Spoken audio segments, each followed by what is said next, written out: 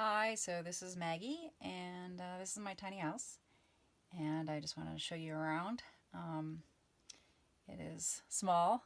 The trailer frame itself is 20 feet long, and it's 8.5 feet wide, the trailer frame, but the house itself is only 17.5 feet long by 8 foot wide, and it's smaller on the inside if you take away the thickness of the walls. So it's very small. Um, and let's see. Let's show you around. I'm going to turn the camera around. So this is the inside of my house.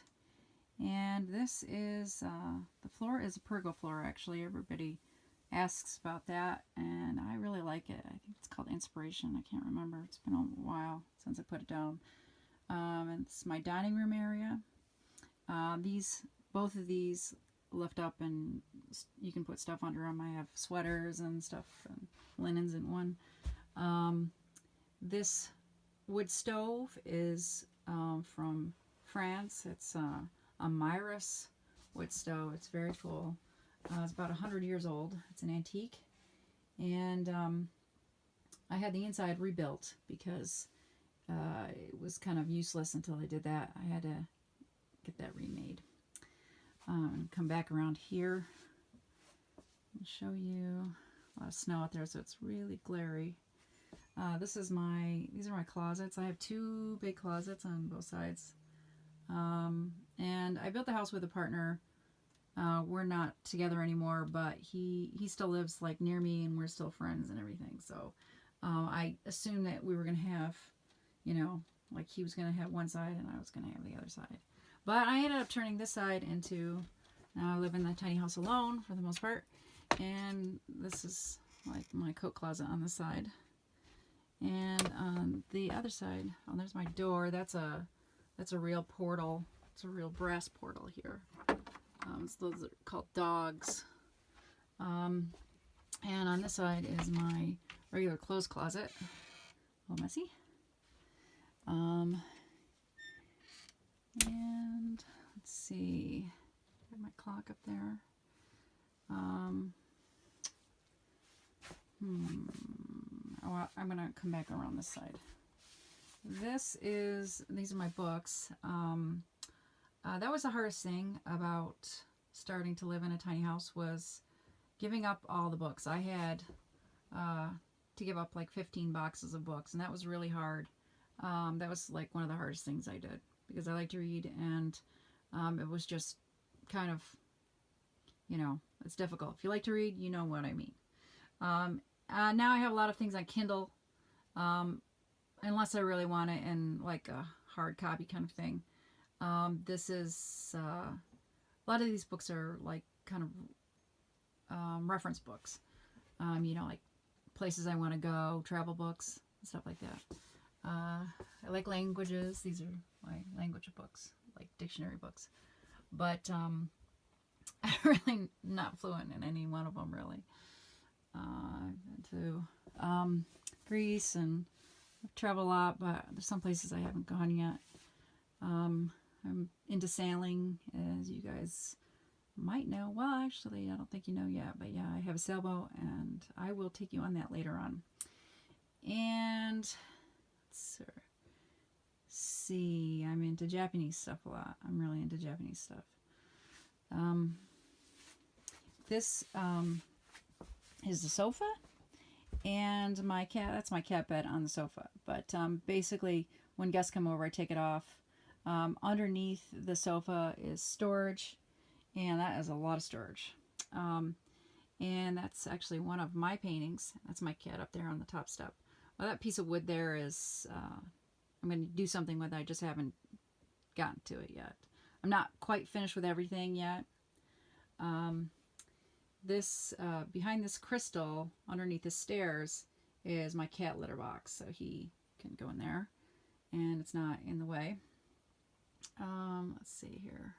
So those stairs, yeah, that's, behind the stairs also like the toilet, like access to the cat litter box, and the toilet cover material and stuff, because I have a composting toilet. Here's the kitchen, and let's see, the kitchen. It's regular cabinets on this side. On this side, I have IKEA cabinets, and that's not unusual for tiny houses. A lot of people have IKEA stuff. Storage baskets up here. That's a water filter, and I have like spring water, but I still filter it because I don't know what kind of critters are in there. My recipe books, and let's see, that, yeah, so the countertop is like a marble, and the sink is cool because it's really old. Actually, it's from the 60s. It's like 1960, and it's from a camper that I reused, but very cool sink. And it does fit all my dishes, except for one big pot that I have. These open shelves work well. I use the dishes all the time, so they never really get dusty. And let's see, the stove, the range, and I also have an oven. It's an RV. It's an RV one, and it works quite well here. It has 3 burners, but only 2 really work. The other one is, I don't know, it's kind of not so great. I use, you know, I have solar panels, so that's my voltage right now. It's reading good because I'm getting a lot of sun today. Usually when the sun's gone, it's like 13.2 or so. My batteries are down here. I have 2 lithium-ion batteries. This is like a cooler that is on my boat, but for now it's in here. I had an under-counter refrigerator, but I reworked the plumbing to the sink, so I kind of ran out of space, so I put this in here instead. Just want to show you outside the window. I don't know if you can, there we go, a little bit. It's really glary. Well, there, the the snow is like 2 feet high, but it's actually sitting on the greenhouse, so it's actually not that high, but still it's like 2 feet high. We got a lot of snow recently. This is the door to the bathroom on the side. Cat food stuffed on there. And this is the shower and tub area.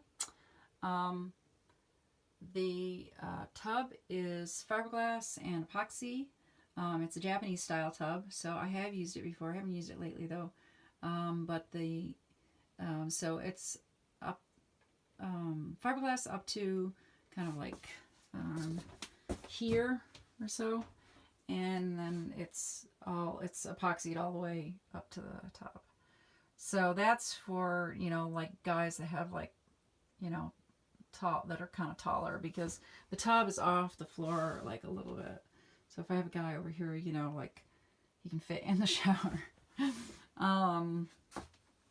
Yeah, so that actually painted, that's all the tile that, you know, it looks like tile. Was hand painted and took me forever to do. On the floor is, you know, just some more paint. It's like a painted kind of swirl pattern, water pattern.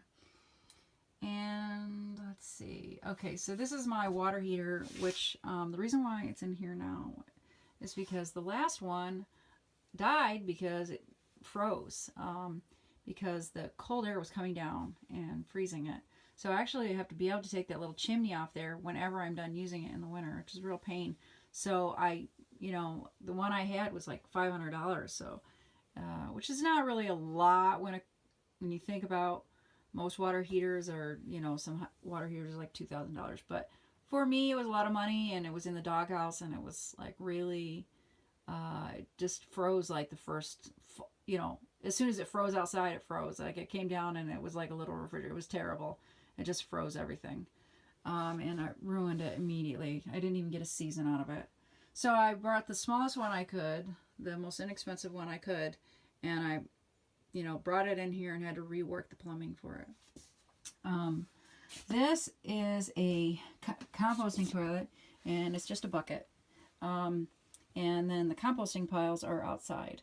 I use, which I will show you another day. So cabinets here, and this is the cover material for the toilet.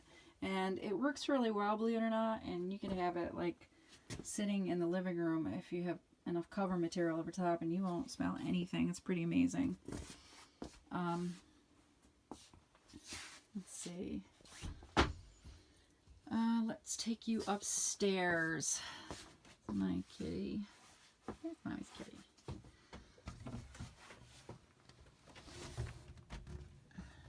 So that is my bed,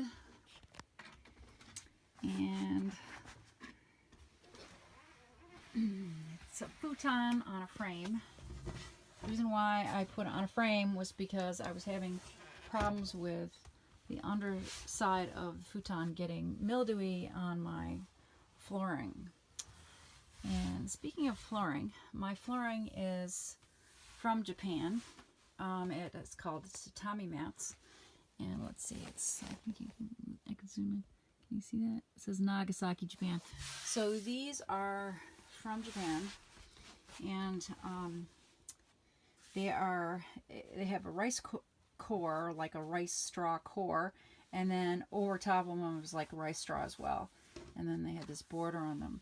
But they last about 50 years, in the right, with the right usage. And I love them.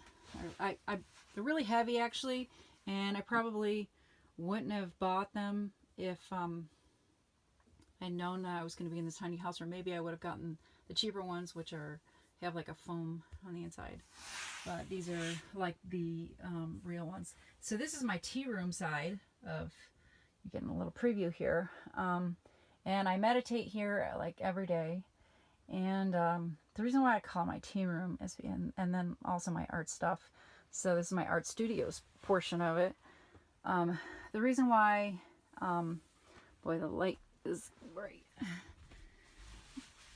I call it my tea room is because I practice the Japanese tea ceremony, and I have tea ceremony stuff, and I originally had this space designed for a tea room, and I have Japanese tea ceremony utensils inside of these cabinets here.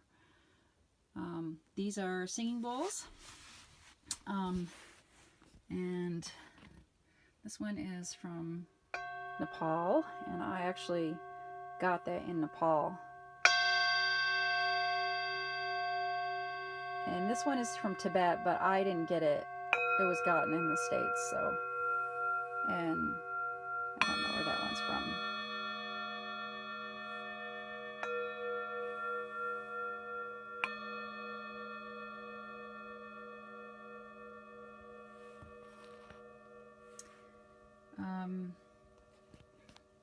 So, yep, and I drink tea here, obviously. And let's see, let's show you this a little bit more. This is my altar, and on my altar I have candles and incense. I have Japanese incense, and I also have other incense like kifi, and I have, which is Egyptian incense. It's amazing. It's like 27 ingredients, and it's ancient recipe. It was written on temple walls, so it's really cool stuff. And then I have copal, and I have frankincense and myrrh and all kinds of stuff. So I really love good incense. These are tuning forks, and if you know anything about vibrational healing, alternative. Hear it, but it kind of makes a noise, but it's more a vibrational thing. And then this is my, it's so bright. Okay. My palette here, my paintbrushes, and some of my latest paintings. I hope you enjoyed the tour of my tiny house.